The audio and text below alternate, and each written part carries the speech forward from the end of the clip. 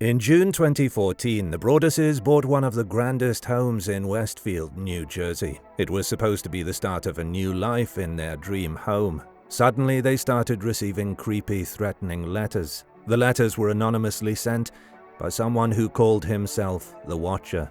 The mysterious letters mentioned tracking the family's movements inside the house. It talked about filling the house with young blood. It named the children in the correct birth order, and it even said something about how nobody would be able to hear them scream in the basement. So it wasn't unusual for the family to feel threatened. But why would a stranger send threatening letters to a family that has just moved into their dream home? Was it merely a prank? Some kids having fun? Or was it something more sinister? Over a period of a year and a half, the Broaduses received 4 notes that caused them to feel so afraid they never officially moved into their dream house. A decade later, the mystery of 657 Boulevard remains unsolved, despite having attracted its fair share of professional investigators, including law enforcement and amateur sleuths. Join us as we take a look at the events of 657 Boulevard, separating fact from fiction. We'll discuss the various theories about the Watcher to finally dig out what most likely happened in this stately home in Westfield, New Jersey. Forget what you saw in Netflix's popular show, The Watcher. While the movie is based on the true story, some facts have been changed or exaggerated. So let's just start from the very beginning. The house at 657 Boulevard in Westfield, New Jersey, was built in 1905. It had a Dutch colonial revival style. There were 6 bedrooms, 4 bathrooms, 4 fireplaces, and 2 porches. The entire house spans 3,869 square feet. The first known owner of the house is William H. Davies, who served as mayor in the 1930s. He reportedly purchased it in 1913 for a whopping $1. In July 1947, Davies sells the house to his son Ernest and daughter-in-law Frances for the same amount, $1. We can safely assume that Davies loved his son a lot. In 1951, Ernest and Frances sold the house to Dillard and Mary Bird and Nora Bird, who was a widow. Reportedly, the couple sold the house for $1 as well. We can't help but think if they are just generous or there's something wrong with the house. The Birds sell the house 4 years later to a Lawrence and Mary Holmes Schaffer. According to their son, Bill Schaffer, the price was $23,000. In 1963, the Schaffers sold the house to Seth and Floyd Bakes. The price was not made public. The Bakes lived in the house until November 29, 1990, when they sold the house to John and Andrea Woods for $370,000. The Woods were the last owners of 657 Boulevard until they sold the house to the Broaduses in June 2014. According to Margaret Davis, who lived in the house from 1963 to 1988, they never received any creepy or threatening letters from anyone. The Woods, however, can't say the same. Shortly before they sold the house on May 26, 2014 to be exact, the couple received a letter from the Watcher. He thanked them for taking care of the house. According to Andrea Woods, the author of the letter claimed to have been keeping a close eye on the house for some time. Because they had never received such a letter during the 23 years they had lived there, the couple assumed that it was a prank and threw the letter away. They never even gave it a second thought when they finally sold the house to the Broaduses. The stately home was the Broaduses' dream house. Maria's childhood home was nearby, just a few blocks away. Derek, on the other hand, came from a working-class family in Maine. He worked his way up to become a senior vice president of an insurance company in Manhattan, allowing him to afford their dream home for a whopping $1,355,657. That year, Neighborhood Scout ranked it as the 30th safest town in America. Westfield is an affluent suburb, home to many magnificent historical houses, and 657 Boulevard was considered the most majestic of all of them. It was a house that definitely attracted the attention of others, including that of a mysterious individual who called himself the Watcher. In June 2014, the Broaduses closed on the house and started renovating it. One night, Derek had just finished painting when he decided to check the mail. Along with a few bills, he saw a white envelope addressed to the new owner in big block letters. Inside was a typed note. The letter started out friendly enough. "Dearest new neighbor at 657 Boulevard, allow me to welcome you to the neighborhood." But it soon turned a bit sinister. The author stated that the house has been the subject of my family for decades now, and as it approaches its 110th birthday, I have been put in charge of watching and waiting for its second coming. My grandfather watched a house in the 1920s, and my father watched it in the 1960s. It is now my time. If that wasn't creepy enough, the letter writer also wrote, "Who am I? There are hundreds and hundreds of cars that drive by 657 Boulevard each day. Maybe I am in one. Look at all the windows you can see from 657 Boulevard. Maybe I am in one. Look out any of the many windows in 657 Boulevard at all the people who stroll by each day. Maybe I am one." He also asked the Broaduses whether they were aware of the history of the house. "Do you know what lies within the walls of 657 Boulevard? Why are you here? I will find out." Then the letter writer started scolding the couple for renovating the home. "I see already that you have flooded 657 Boulevard with contractors so that you can destroy the house as it was supposed to be. Tisk, tisk, tisk. Bad move. You don't want to make 657 Boulevard unhappy." He even threatened to kidnap their children. "You have children. I have seen them. So far I think there are 3 that I have counted. Do you need to fill the house with the young blood I requested? Better for me. Was your old house too small for the growing family? Or was it greed to bring me your children? Once I know their names, I will call to them and draw them to me." He then ended the letter with an ominous line. "Welcome, my friends, welcome. Let the party begin." It was already 10 p.m. and Derek was alone in the house. In his panic, he ran throughout the house, turning off all the lights to prevent anyone from being able to see inside. He then called the Westfield Police Department and showed the letter to the officer who arrived. The officer advised that Derek move some of the construction equipment from the back porch in case the watcher tried to use it to break a window. After the police left, Derek went home to his family who were living somewhere else in Westfield at the time. The couple sent an email to the Woods asking if they had any idea of who the watcher might be. In the letter, he had stated, "I asked the Woods to bring me young blood, and it looks like they listened." Andrea Woods replied back the next morning and admitted that they had received the letter a few days before they moved out. They didn't think anything of it and simply threw it out. On that same day, the Woods accompanied Maria to the police station. Detective Leonard Lugo, the person assigned to the case, told them not to let anyone else know about the letter, including her new neighbors. All of them were now suspects. A few days after receiving the letter, the Broadus family went to a barbecue across the street. It was a welcome party for them and another new homeowner on the block. Following police instructions, they didn't tell anyone about the letter. During a conversation Derek had with a neighbor who lived 2 doors down, John Schmidt, he learned a little about the Langfords, the family that lived in the house between them. The Langfords were, according to Schmidt, a bit odd but harmless. The mother, Peggy, was in her 90s. Several of her adult children who were in their 60s lived with her.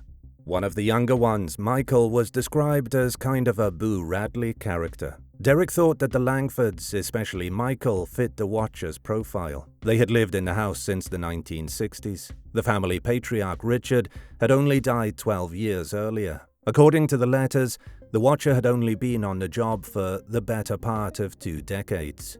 The Broaduses told Detective Lugo about Michael, who stated that he already knew about him. A week after the first letter arrived, Michael was brought into the police station for questioning.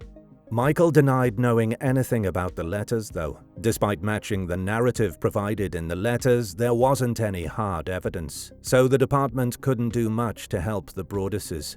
For the next 2 weeks, the couple were both on high alert. Maria would yell their children's names if they wondered where she couldn't see them. Derek cancelled a work trip. While giving a tour of the renovation to a couple who lived on the block, Derek froze when the wife said, "It'll be nice to have some young blood in the neighborhood." One day, the general contractor hired by the Broaduses found that the heavy construction sign he had hammered into the front yard had been ripped out overnight. Then, a second letter arrived. Maria dropped by the house to check out paint samples and get any mail that had arrived. She saw a card-shaped envelope with big block lettering. She immediately called the police. It said, "The workers have been busy, and I have been watching you unload cartfuls of your personal belongings. The dumpster is a nice touch. Have they found what is in the walls yet? In time they will." In this letter, the writer referred to the Broaduses by name, though he had misspelled it. But that's not what made the couple panic. He mentioned the children by their nicknames and listed them in the order of their birth. "I am pleased to know your names now and the name of the young blood you have brought to me. You certainly say their names often." The writer also mentioned seeing one child using an easel inside an enclosed porch. He asked, "Is she the artist in the family?" The rest of the letter read, 657 Boulevard is anxious for you to move in. It has been years and years since the young blood ruled the hallways of the house. Have you found all of the secrets it holds yet? Will the young blood play in the basement, or are they too afraid to go down there alone? I would be very afraid if I were them. It is far away from the rest of the house. If you were upstairs, you would never hear them scream. Will they sleep in the attic? Or will you all sleep on the second floor? Who has the bedrooms facing the street? I'll know as soon as you move in. It will help me to know who is in which bedroom. Then I can plan better. All of the windows and doors in 657 Boulevard allow me to watch you and track you as you move through the house. Who am I? I am the Watcher and have been in control of 657 Boulevard for the better part of 2 decades now. The Woods family turned it over to you. It was their time to move on and kindly sold it when I asked them to. I pass by many times a day. 657 Boulevard is my job, my life, my obsession. And now you are too, Broadus family. Welcome to the product of your greed. Greed is what brought the past 3 families to 657 Boulevard, and now it has brought you to me. Have a happy moving in day. You know I will be watching. Because of this, the couple stopped bringing the kids to the house. They were no longer sure about moving in. A third letter arrived several weeks later. The letter writer asked them, "Where have you gone to? 657 Boulevard is missing you." He continued to demand that the Broaduses stop making changes in the house. 657 Boulevard is turning on me. It is coming after me. I don't understand why. What spell did you cast on it? It used to be my friend, and now it is my enemy. I am in charge of 657 Boulevard. It is not in charge of me. I will fend off its bad things and wait for it to become good again. It will not punish me. I will rise again. I will be patient and wait for this to pass, and for you to bring the young blood back to me. 657 Boulevard needs young blood. It needs you.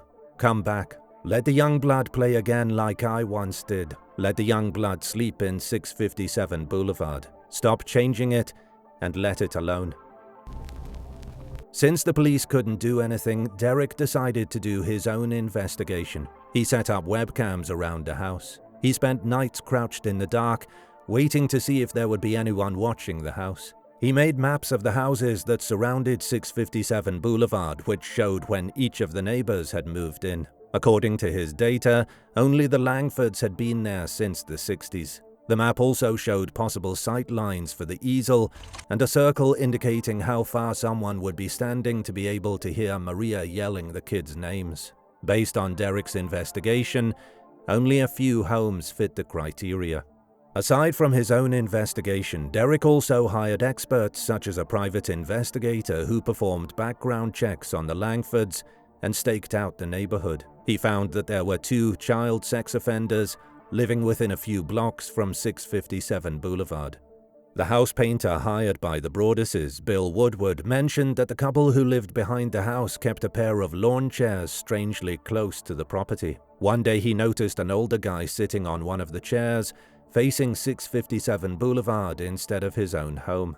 Derek also reached out to 2 former FBI agents for help. One of them, Robert Lenihan, conducted a threat assessment based on the letters. He found that there were old-fashioned tics in the letter, such as addressing the letter to M/M Bradus, and salutations that included the day's weather.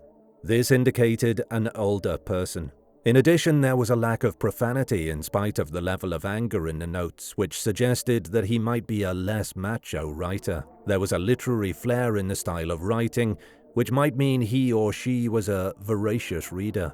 Another detail that Lenihan found was certain errors and typos. The Watcher would date one letter Tuesday, June 4th, for example, but that day was a Wednesday. This suggests that the writer had erratic thoughts and could be unpredictable. Lenihan also stated that the writer seemed to have a seething anger that he directed at the wealthy. In one of his letters, he mentioned that he was upset by new money moving into town. "Are you one of those Hoboken transplants who are ruining Westfield?"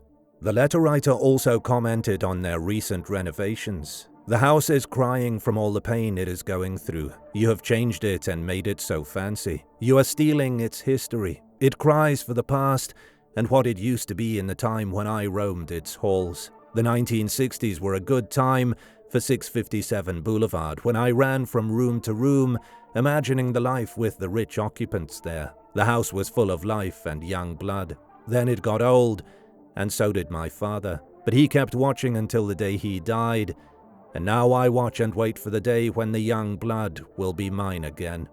Despite the threats, Lenihan believed that the Watcher wasn't likely to act on his threats. The Broaduses also hired a security firm, Kroll, to look for handwriting matches. They didn't find any. Determined to find a culprit, they then hired a forensic linguist, Robert Leonard. He would check out local forums for language patterns that were similar to those in the letters.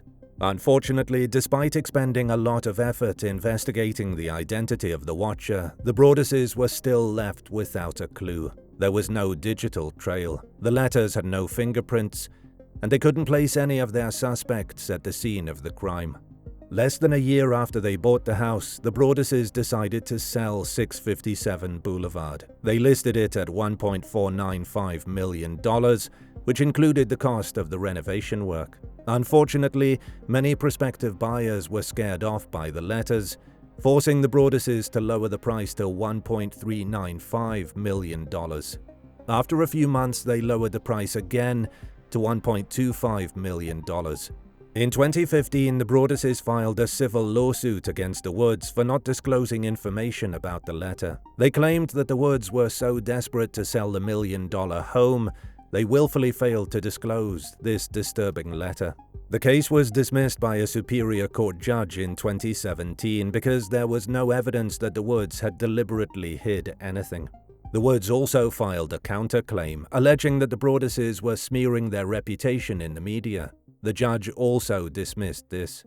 Because the case gained national attention, the Broaduses took the house off the market for a while. In March 2016, the Broaduses tried to sell the house again. Their real estate lawyer suggested selling the house to a developer. This means that the house would be torn down and the lot would be divided into 2 homes, a decision that required the approval of the Westfield Planning Board. Unfortunately, many of the residents felt that tearing down 657 Boulevard would lower the cost of their homes. It might even ruin the neighborhood's aesthetic. So the request was unanimously rejected. During this time, the Broaduses borrowed money from family members to buy a new home in Westfield. They did this through an LLC to keep the location private. In February 2017, they were able to rent out the house to a couple with adult children and several large dogs. However, the Watcher wasn't pleased. Shortly after the family moved in, he sent another letter dated February 13th, which was the same day that the Broaduses gave a deposition in the lawsuit they had filed against the Woods. The letter was addressed to the vile and spiteful Derek and his wench of a wife, Maria. It stated, "You wonder who the Watcher is? Turn around, idiots. Maybe you even spoke to me, one of the so-called neighbors who has no idea who the Watcher could be. Or maybe you do know and are too scared to tell anyone. Good move." Compared to the previous ones, this letter was more aggressive. The Watcher also complained about all the media attention that the Broaduses had brought to the neighborhood, but was happy about the council's decision. "I walked by the news trucks when they took over my neighborhood and mocked me. I watched as you watched from the dark house in an attempt to find me. Telescopes and binoculars are wonderful inventions. 657 Boulevard survived your attempted assault and stood strong with its army of supporters barricading its gates. My soldiers of the boulevard followed my orders to a T. They carried out their mission and saved the soul of 657 Boulevard with my orders. All hail the Watcher. In this letter, the writer even threatened to get revenge on the couple. Maybe a car accident, maybe a fire, maybe something as simple as a mild illness that never seems to go away, but makes you feel sick day after day after day after day after day. The Watcher ended the letter by saying, "You are despised by the house," and the Watcher won. Surprisingly, the renters seemed to not care about the Watcher at all. They only requested that the Broaduses install more security cameras. Later that year, several families in the neighborhood received anonymous letters signed Friends of the Broadus family. These families were the most vocal in criticizing the couple online. It was later found out that Derek had sent the letters because he wanted to clear his family's name. But his actions only ended up making him feel even more defeated. In 2018, the case was turned over to the Union County Prosecutor's Office. A new investigation was launched. One of the leads from the previous investigation was the female DNA that was found on the envelope. The prosecutor's office requested the neighbors to voluntarily submit DNA samples. They tested Michael's sister, Abby Langford, who was a real estate agent. They also tested Andrea Woods and even Maria Broadus. None of them were a match. Some of the neighbors weren't home during the canvass for samples, while 2 people refused to provide samples. It is unknown who they were and if they had any possible connection to the case. In 2019, 657 Boulevard was finally sold to Andrew and Allison Carr for $959,000, $400,000 less than what they had put out. A significant amount, but for the Broaduses, it's a small price to pay for their peace of mind. According to the current owners, they had not received any threatening letters from the Watcher. However, the home had been visited by the police 58 times since they had moved in back in July 2019. The first visit took place just a month after they had bought the home on August 21, 2019. Something set off the alarm, but the police found nothing when they performed a house check. At 10:19 p.m. on October 16th, the alarm went off again. It was set off from the basement window. When the police investigated, they found everything secured. Nothing happened for several months afterwards until May 30th, 2020. The burglary alarm in the basement went off again. Just like last time, the police found nothing. Things were quiet for more than a year until December 10th, 2021. The Carrs called 911 because a carbon monoxide alarm went off on the second floor. Police checked the entire home, but were unable to find any trace of it.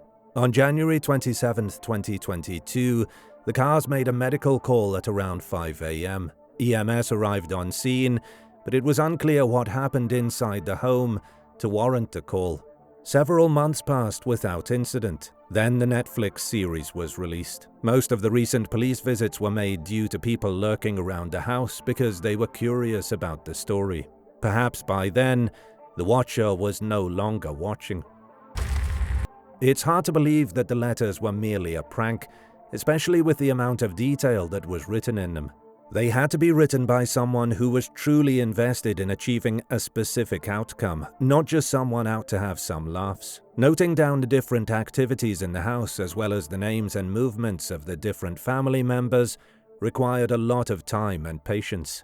One theory proposed by the Broaduses' neighbors is that the couple were the ones behind the creepy letters. They believed that the couple couldn't really afford the home, so they decided to back out of the sale by writing creepy letters to themselves.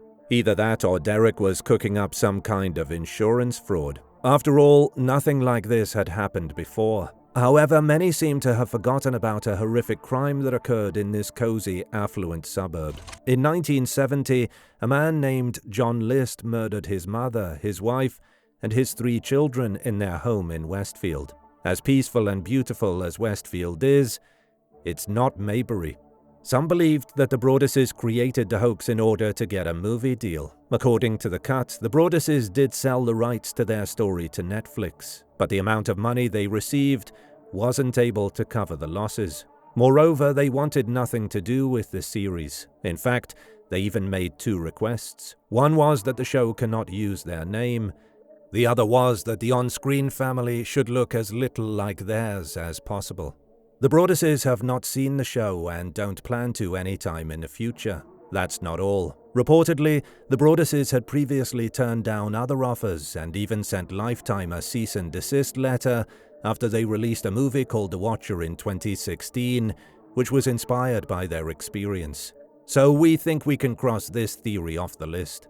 Another theory was that it was someone who lost to the Broaduses when bidding for the house. According to the Woods, they had received many offers way above the asking price, and why not? The neighborhood was just 45 minutes away from New York. It was home to many well-to-do families. In 2018, Westfield was even ranked the 18th richest city in New Jersey and the 99th richest city in the US. Moreover, the boulevard was the street to live on in this neighborhood. It had some of the best homes in the town. Even the Watcher noted this in his letter. The boulevard used to be the street to live on. You made it if you lived on the boulevard. One resident stated that real estate in Westfield involved a lot of money and ego. He described buying a house in the neighborhood as treacherous. Initially, the Broaduses, as well as the police, suspected that the Watcher was someone who was upset over not getting the house. However, the Woods stated that one interested buyer backed out after receiving a bad medical diagnosis. Another backed out because they had already found a different home. Another theory, this one proposed by former FBI agent Lenehan, was that the Watcher was a former housekeeper or one of their descendants. He thought that the Watcher might have been jealous of the Broaduses, who were able to buy the home that he or she could not afford. This actually solves the issue of how the Watcher was incredibly familiar with the house's interior. But if they were no longer able to work in the house, then they wouldn't have any reason to hang around within the vicinity. Moreover, these are most likely people who have day jobs which would prevent them from having enough time to stake out the Broaduses indiscriminately. The author of Me and Orson Welles, Robert Kaplow, also became one of the suspects. He worked as a high school English teacher just 2 towns away from Westfield, and he was known for having a strong affection for the wealthy New Jersey town where he lived in the 60s. Former students of his stated that Kaplow would often talk about his obsession with one home in Westfield. He even wrote at least 50 letters to the house, not the owners. Kaplow, however, denied being the Watcher and stated that he was writing to a different house whose owners actually let him house sit because his letters were non-threatening. Coincidentally, the Woods' lawyer is Kaplow's brother, Richard Kaplow, and he lived just half a block away from 657 Boulevard. Another suspect was a man who lived on the same block as 657. He liked really dark video games. According to his girlfriend, he often played a character named the Watcher. However, the police dismissed him as a suspect later on, and he doesn't seem to fit the profile we have for the Watcher, an older person who had literary panache with a long history in the neighborhood.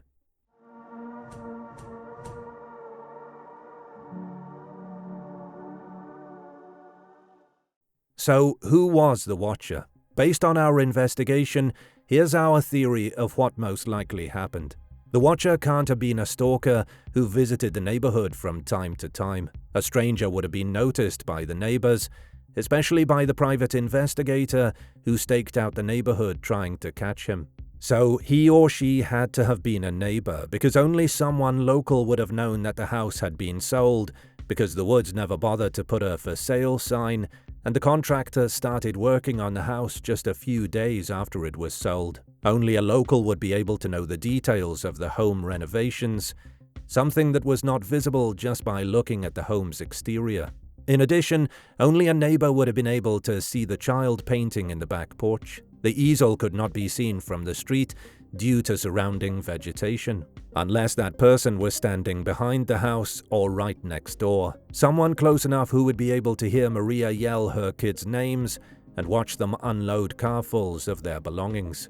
And then there's that large construction sign that was uprooted and tossed in the yard. This is something that would have probably been done in the wee hours of the morning. If it were a prankster, they would probably just have stolen the sign or sprayed graffiti on it. The fact that it was taken out and then tossed where everyone could see it just hours after it was placed makes it more likely that it was done by a local, someone who was annoyed by the construction, the strangers lingering in the neighborhood, and the presence of a dumpster that might have affected the aesthetics of the neighborhood, and all the fuss involved when a new family moves in. Based on how the letters were mailed, it does seem to prove a certain bit of proximity to Westfield. The letters were processed in Kearney, which was the distribution center of the U.S. Postal Service in northern New Jersey.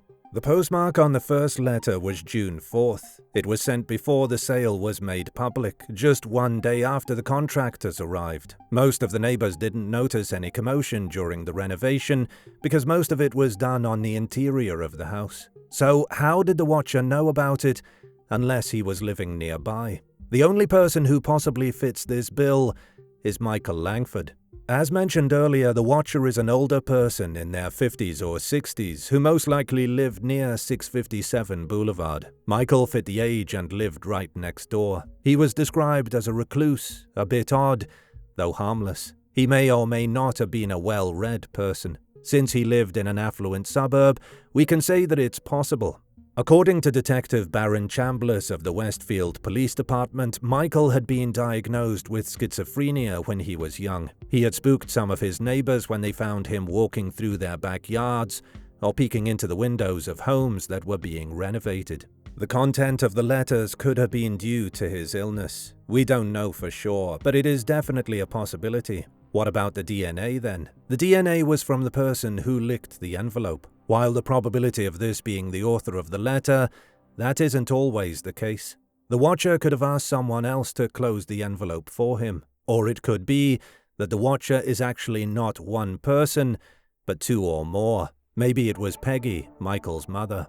One thing we did note was that the letter stopped 2 years before Michael died. According to his obituary, Michael was in hospice when he passed away, which suggested that he was sick for some time. It's quite possible that he stopped writing letters because he became too sick to do so, and his death is the reason why there were never any more letters sent to 657 Boulevard after it was sold. But what was the motive? Good question, and we are not really sure about the answer. It could be annoyance for the disturbance brought about by the renovations. It could be a personal grudge against the previous owners, the Woods, or it could very well be that Michael didn't want anyone new moving in the neighborhood. We may never truly know. The case of the watcher is still open, though the investigation is no longer active. The writer or writers have never been identified, despite numerous investigations conducted by police, private investigators, former FBI agents, and amateur sleuths. According to the authorities, only a DNA match or a confession will be able to uncover the truth. For now, we can only conclude that the watcher had indeed won.